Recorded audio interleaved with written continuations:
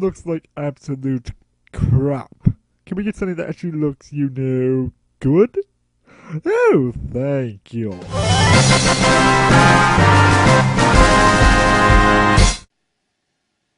Hello, meet life forms. I am the ReviewBot 9000, and welcome back to Cartoon Corner in the year 2012.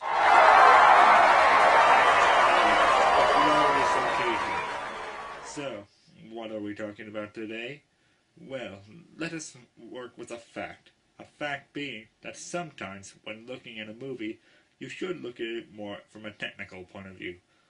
For example, let us look at The Legend of the Titanic one more time. The Legend of the Titanic story was so horrid you feel like you want to scrape your eye out with a fork. But on a technical standpoint, it was actually quite superb.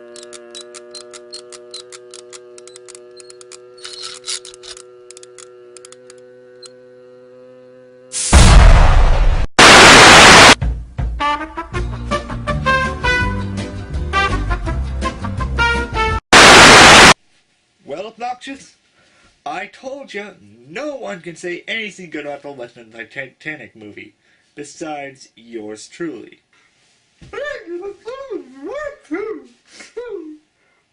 You're too much pompous prick. How did you even make that robot in the first place? I thought you were a complete and total idiot.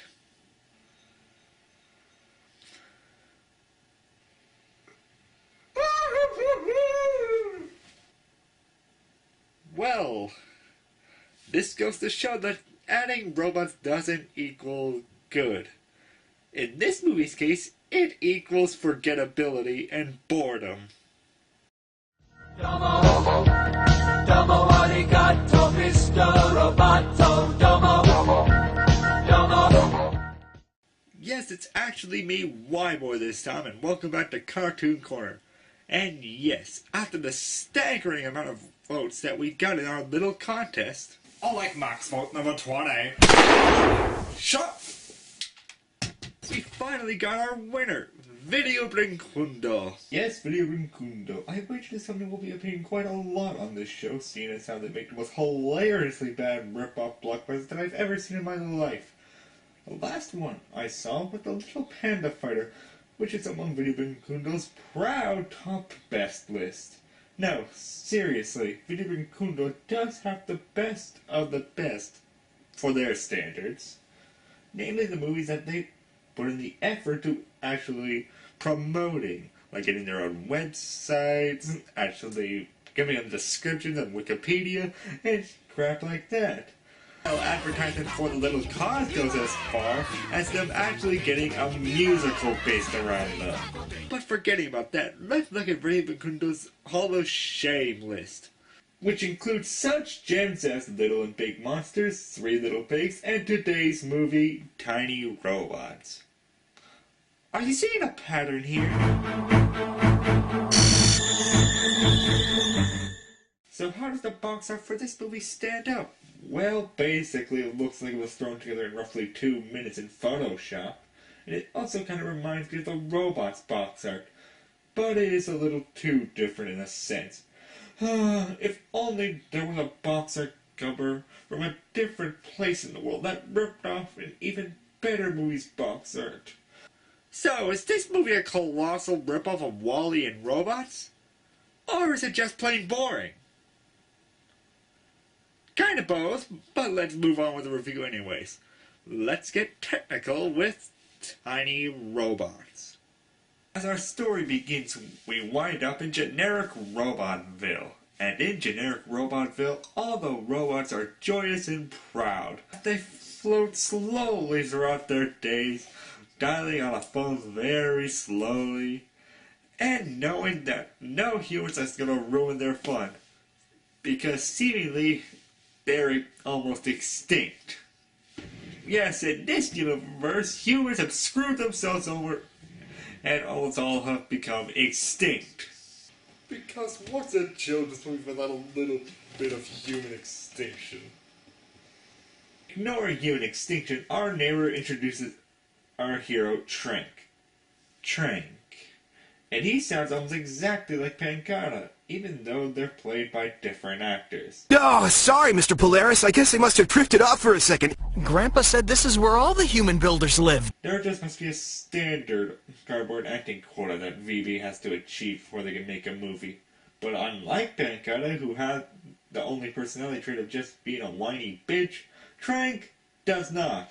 He doesn't have much of a personality at all, really, or anything original about him, seeing as how the only thing differentiating him from Wall-E is that Trank has a fan attached to his ass. Yeah, that's original, I guess.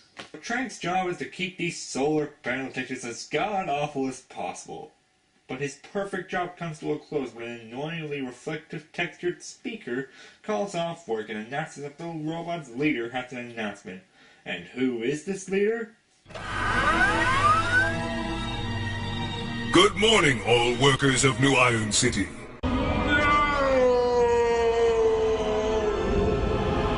You've never seen that clip used so effectively, have you? Great job, VB! Way to find a way to create a Darth Vader mask that looks like it's specifically made for Mojo Jojo.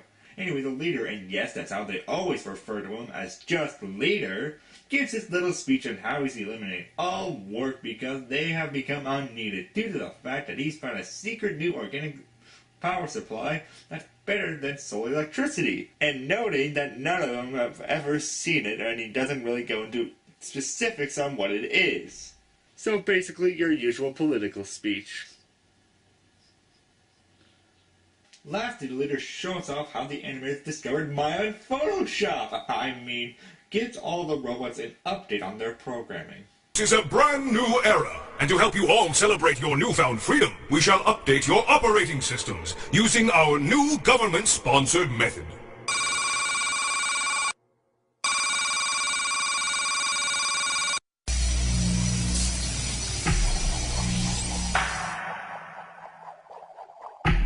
Phoebe, what are you doing, waiting for an applause? So Trank doesn't think that the leader is right, taking away all their jobs and have all their living based around a power supply they haven't even seen. But the other robots say it's okay, and that's the end of that. That is until he gets home, and Trank does the long version of that scene with his grandpa. And it's as redundant as it sounds. Basically, the short version is that Grandpa hates leader, politics are corrupt, Trank should find his greeter to save the day, and yada yada yada. It's almost cute how Vinny Brinquedo was trying to put more intelligent things into their movies like politics. But let's be fair, Vinny Brinquedo trying to be intelligent, it's almost like watching a cat throw up. It's not pretty for anyone. Well, Trank goes to bed and wakes up after an awful dream. Grandpa, you wouldn't believe the dream I just had. I dreamt I was stuck in a big, disgusting puddle of oil, and no matter how hard I tried, I couldn't get out. Ugh. Oh, sorry, Grandpa. Couldn't tell you were kidnapped until the camera was facing the other direction. Now Trank is on the run from the guards because he is the last man-made robot and he must be destroyed. Then why didn't the guards take him while he was charging? So the guards corner Trank on the edge of generic Robotville. Oh no, what will he do? Oh yeah, he can fly, and apparently the guards can't because...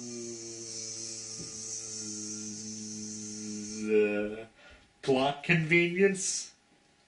Oh, anyway, Trank makes it to the vast 2-kilometer wide desert and falls unconscious due to running out of power.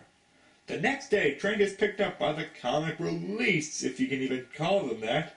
A comic release is supposed to relieve tension through comedy, if I'm not mistaken. First off, no tension in this movie at all, because you don't care what happens at all. Second, these two are about as funny as a wet towel. Actually, less in fact.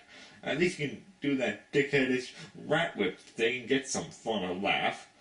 So this is trying to be a definite inspired C-3PO character, and Nevi, a sort of ball-like robot that looks like that robot that Hexadecimal had in Reboot. But Nevi is a stupid name, so name him Meowth, because that's who he sounds like. The hysterics, Nev. This robot here is Trank. Is it a robot like us, Tron? Fight! Meow, that's right! So Meowth and Tron coincidentally have had the same problem in their town that Trank has had in generic Robotville. So the two decide to team up with Trank. So Trank, Meowth, and Tron decide to head to the Electric Woods to find Trank's creator, because there's no time to waste. But that doesn't mean we can't waste our time going to the dump first.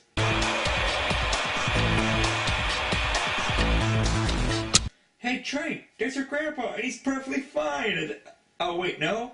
He's just a lazily copied character that's supposed to be a completely different person? Okay. So after that pointless detour, they make it to the Electric Woods, where they are attacked by an electricity-sucking monster, and how they defeat it? By having it attack a tree that gives off the electricity! Funny, I would think he would just absorb the energy from the tree, but whatever. After some painfully unfunny, boring dialogue, the three come across the ghost of a human, and he has the terrifying ability to use the scale tool! Woo! Yeah, Trank realizes the ghost is really his creator, and lo and behold, the creator was right beside him the whole entire time. Again, because the camera wasn't pointed in the right direction, they couldn't see him. Brilliant. So Trank and the gang abruptly come into an office to talk to Trank's creator, and they in turn try to explain every single detail about their world, the paths of the characters, and so on, and so forth, and they even put an environmental message! Although they possessed great intelligence, they were not intelligent enough to stop the foolhardy destruction of the planet they called home. Boy, talk about dumb. Nevi! I know it must seem strange and bizarre to robots like you. But there came a time when human civilization had run its course and there was nothing anyone could do about it. I'm sorry, VB. No one's going to take your environmental message seriously, for two reasons. One, your video brinquedo. And two, most people don't care about environmental messages anyways because it's so hammered into their brains they're sick of it. So you fail on both counts. So short version of this is that the Force says that the leader is a major prick and that Trank restates what he told his grandpa, just in case the audience has forgotten, and the builder creator acts shocked that the leader could be doing anything evil, which is odd because just a few seconds later he was saying that he was completely evil, and now he's shocked that he's doing something evil, and But that's not what I'm focusing on. I'm focusing on what's in the background. VB subtly put some references to their own movies and other more popular franchises, like there's a movie poster of Little Cars, a mechanical version of the Bee from the Little Bee, C-3PO's head, R2-D2, and some blue Pokeballs. I understand why they placed in the poster in the Bee. I admit that's a rather clever advertisement, actually, and I can kinda understand C-3PO and R2-D2 being there, even though this has lawsuit written all over it. But what's the point of the blue Pokeballs? We finally cut back to Grandpa as the leader tells him his evil plan. I might have known you were behind this, dictator! Come now. Why let such harsh words ruin our reunion, old friend? Oh, Old friend, we both know you've never had any friends but money and power! Oh my god, this is so dull. You think you're so smart. The citizens are going to rise up in revolt against you and your tyranny! oh, we'll control them. Going to bed. Yes, control. That's all you know how to do, isn't it? Now that brings us to why we're here. You've been resistant to our regime for some time now. Somebody's got to speak out against these fool ideas of yours! But I'd rather you didn't, Grandpa. It tends to stir things up, don't you know? I think your brand of dissension really must be kept in check. Oh, did something interesting happen? Oh, no. I was just sleeping on Puppet. Oh, okay, moving on. We move on to the leader ending the scene for doing the funniest thing in the entire movie. I wouldn't be so sure of that. You see, my friends can be very persuasive. Well, that was good, I guess. But it's no Polaris. You mean? You thought God, it still gives me nightmares. So back with our heroes, Trank creator comes up with an all-foolproof plan to defeat the leader, and that is place one floppy disk into his computer. And it's just as anticlimactic as it sounds. So Trank, Meowth, and Tron head off to the leader's evil Doom Fortress and try to find a way inside. But before they can find a way inside, the evil tentacle monster from before appears again and attacks our heroes. Hey,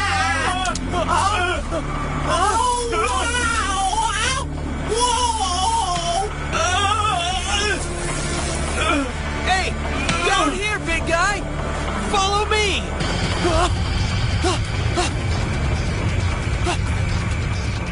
I did it! Drake! Quick, turn around! Watch out! Drake! Behind you! Drake!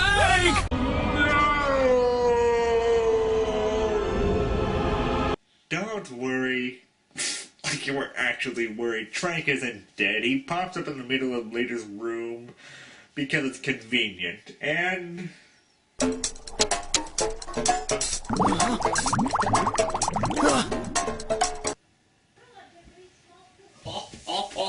Make that freaking connection! I swear to God, I'll kick you out! Oh.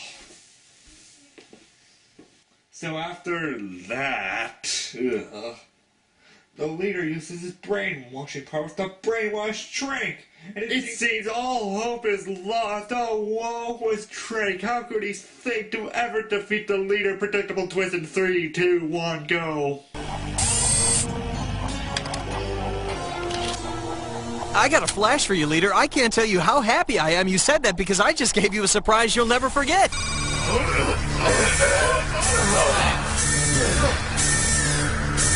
You're finished, Joker, and so's your regime.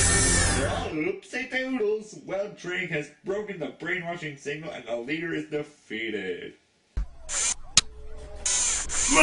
No! No! No! I am your leader!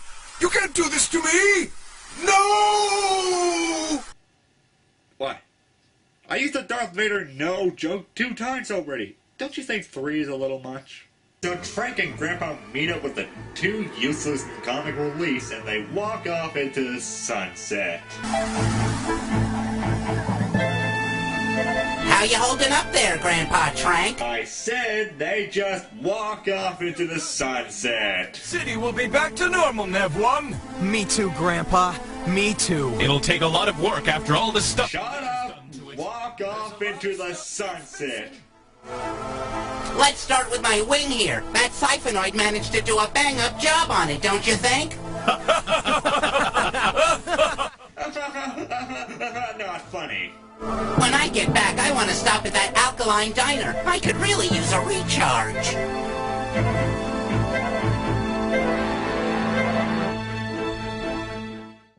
And that was Tiny Robots, and it's better than the little panda fighter in each and every conceivable way possible.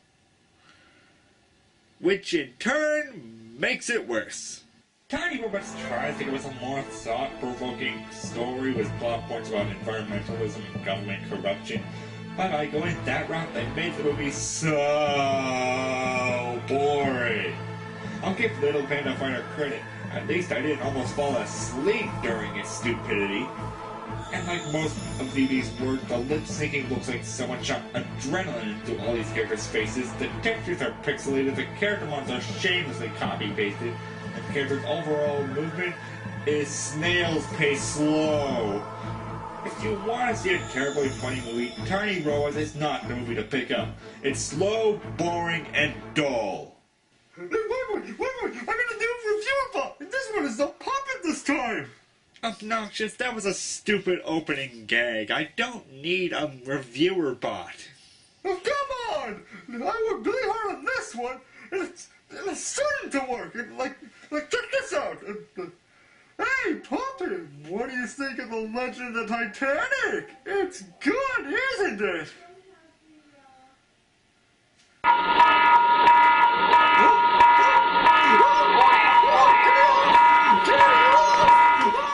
Well, this is WHYBOY of Cartoon Corner, and I'm going to die.